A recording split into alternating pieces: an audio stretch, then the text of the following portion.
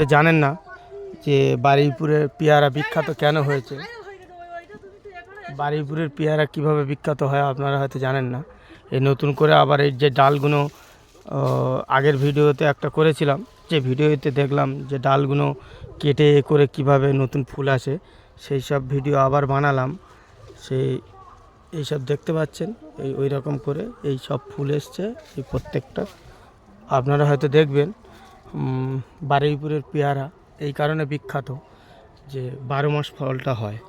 তার কারণ ফলটা এমনি এমনি হয় না, চাষিরা প্রচুর মেহনত করে, আমরা প্রচুর মেহনত করি। এইভাবে সব ওই ফুল এসছে, এইসব ছোট ছোট এইসব ফুল আছে সব দেখেন এইভাবে। ওই জন্য করে বারুইপুরের পেয়ারাটা এত বিখ্যাত। এখানকার মাটিটা সম্পূর্ণ আলাদা। দেখুন এইসব যে ফুলগুলো এসছে, এইসব প্রচুর ফুল আছে। মোটামুটি আমাদের এইভাবে ডাল টানা হয়, সব জায়গায় ফুল আছে, ভালো করে লক্ষ্য করে দেখলে দেখতে পারবেন। এই ফুলটা এখন ধরো এই শীত পড়ে গেছে প্রায়, এবার এই ফুলটা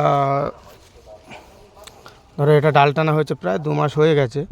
তো আর 4 মাস 6 মাস 7 থেকে নামা শুরু হয়, আর ধরো 4 মাস পরে এই ফলটা নামবে। আবার আগে যে মালটা ছিল তখন সিজন ছিল, সেই হিসেবে মোটামুটি সিজনের পরে এই ফুলটা এসছে। এটা কিন্তু সিজন না, এটা অফ সিজন।